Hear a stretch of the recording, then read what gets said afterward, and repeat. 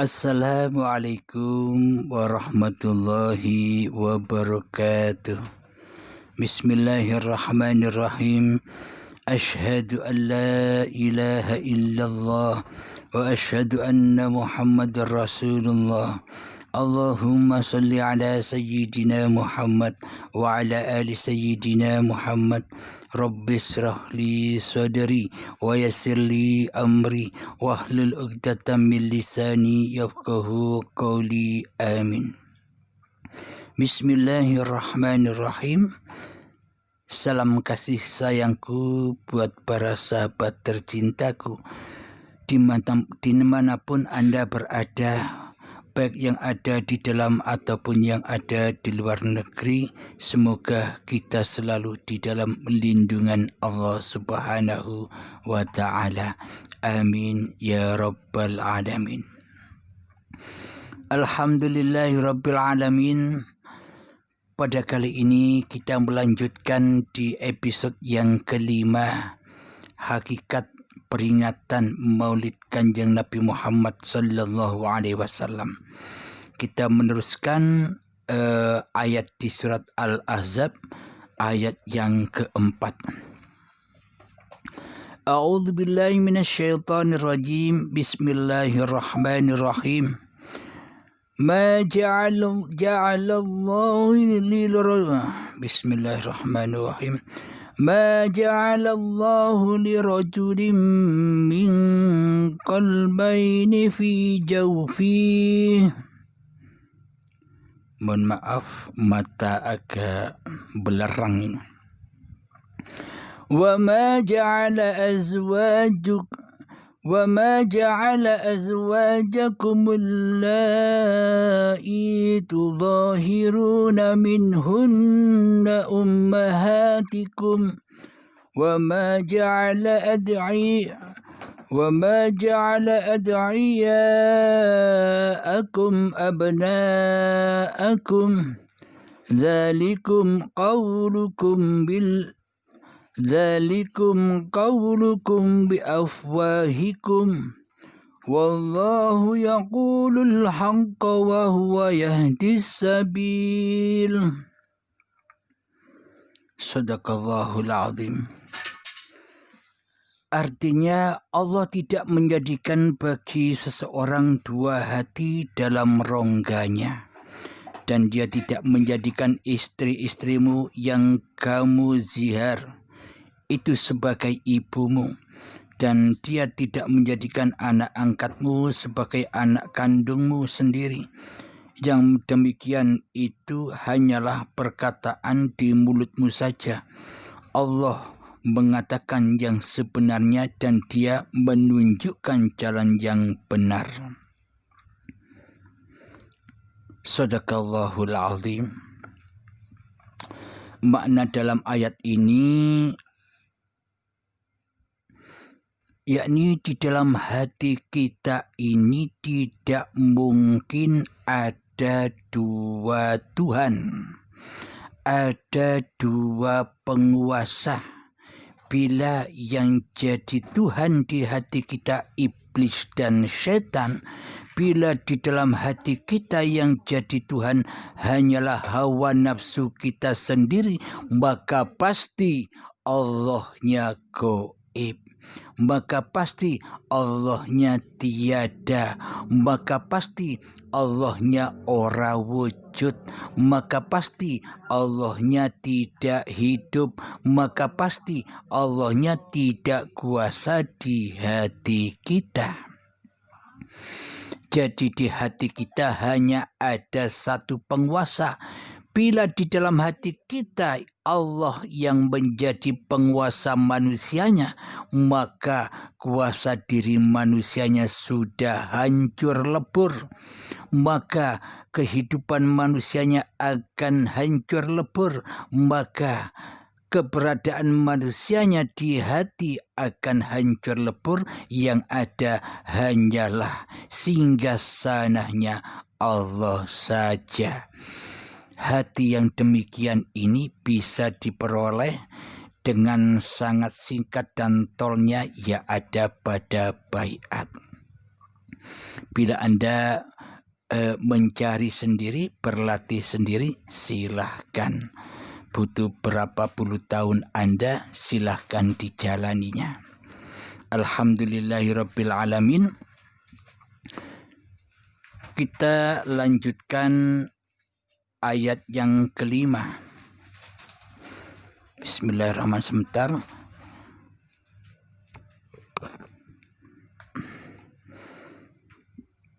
Bismillahirrahmanirrahim.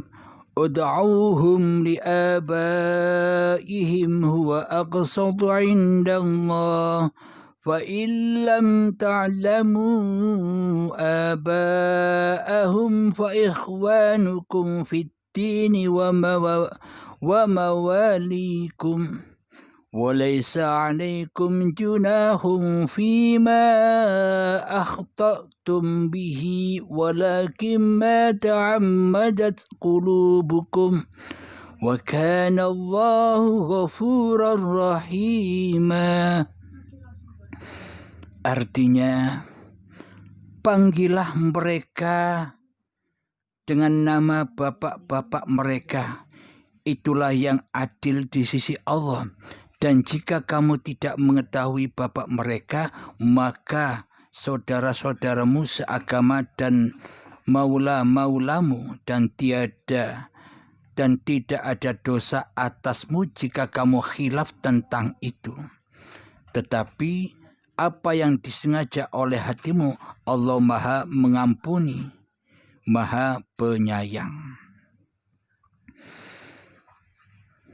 Jadi bila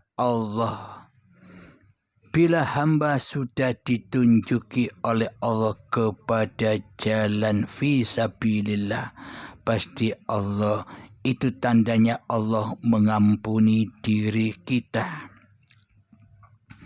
Jadi maknanya di ayat ini banyak syariatnya.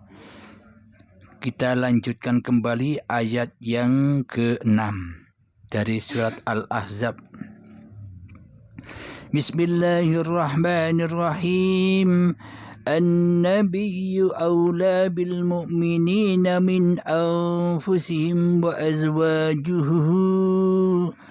azwajuhu ummahatukum wa ulul arhami ba'duhum awla ba'din fi kitabillahi minal mu'minina wal muhajirin illa an taf'alu ila awliyaikum ma'rufa kana dhalika fil kitabi mastura. Artinya, Nabi itu lebih utama bagi orang-orang mukmin dibandingkan diri mereka sendiri, dan istri-istrinya adalah ibu-ibu mereka. Orang-orang yang mempunyai hubungan darah satu sama lain lebih berhak waris-mewaris di dalam kitab Allah daripada orang-orang mukmin dan orang-orang muhajirin, kecuali kalau kamu hendak berbuat baik kepada saudara-saudara seagama. Demikian telah tertulis di dalam Alkitab, kitab Allah. Ini di dalam ayat yang nomor 6 ini babagan syariatnya.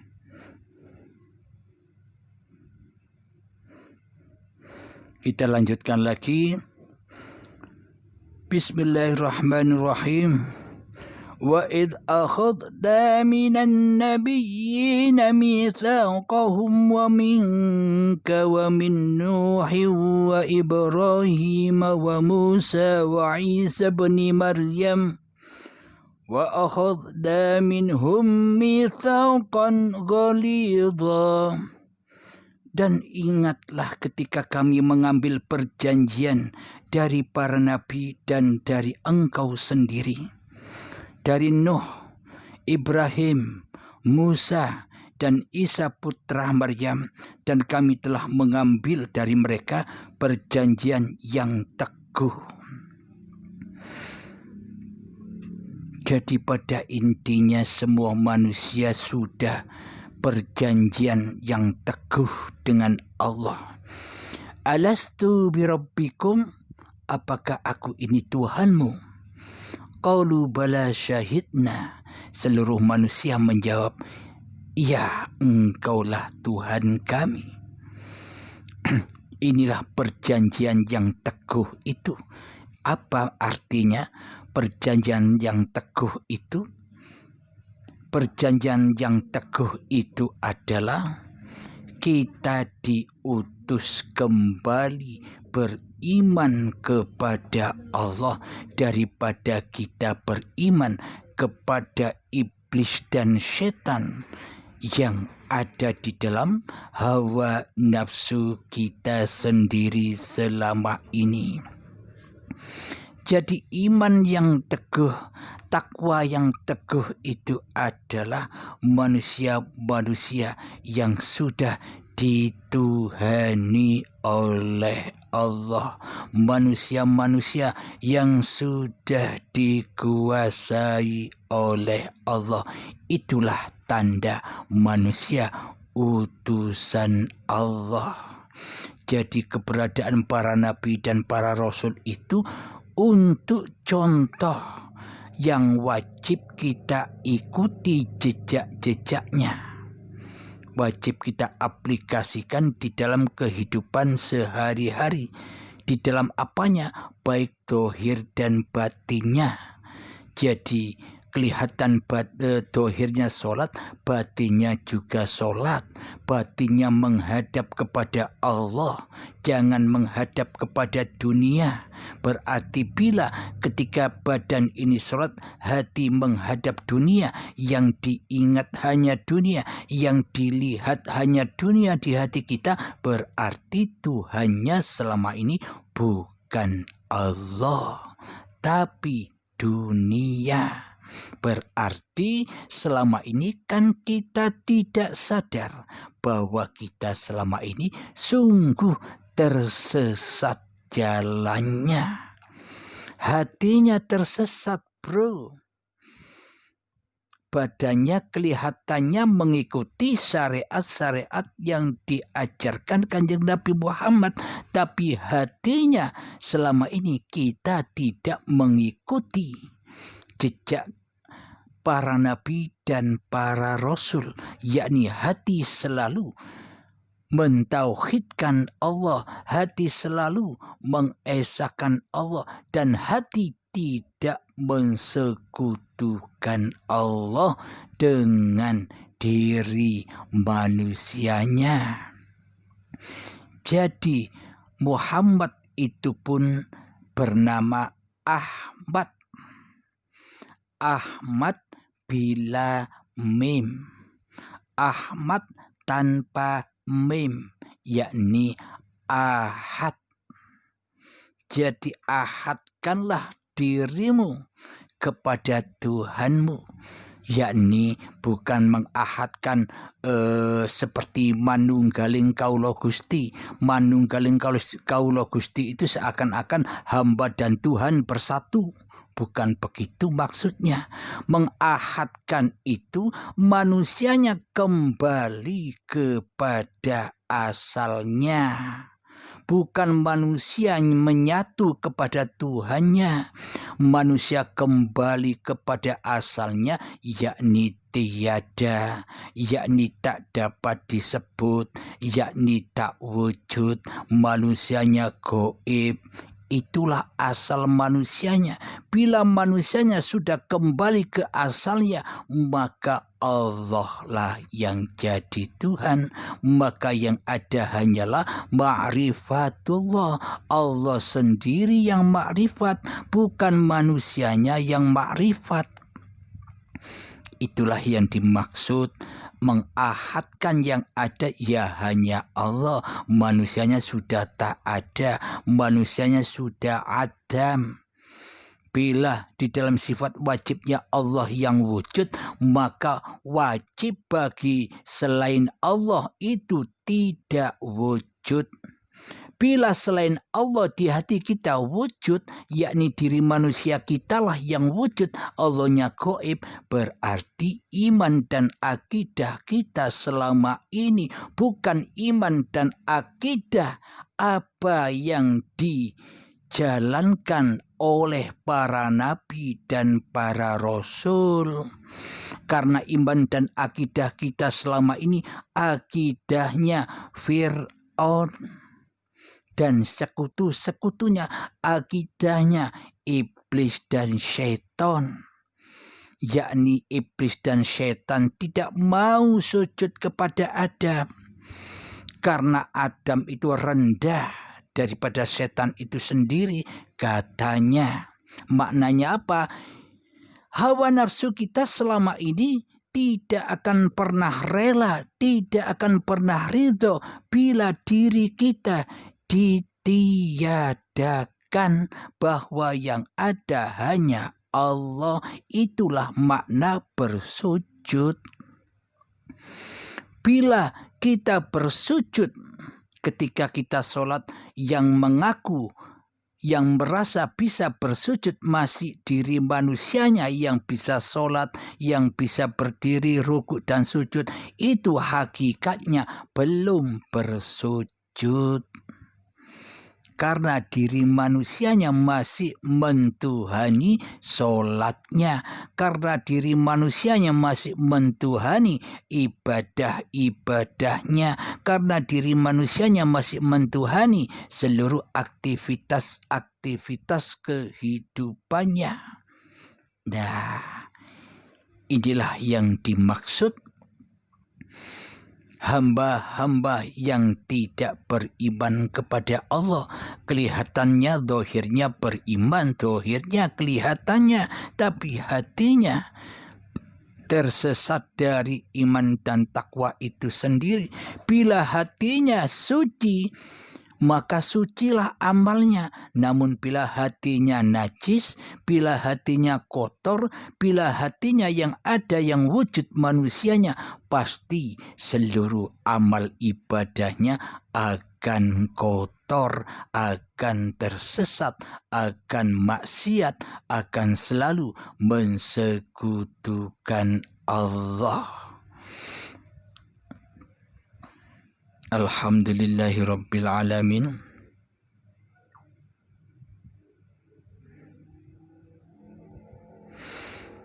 Ayat yang ke-8 dari surat Al-Ahzab kita lanjutkan di episode yang ke-6 yang akan datang. Alhamdulillahirabbil alamin.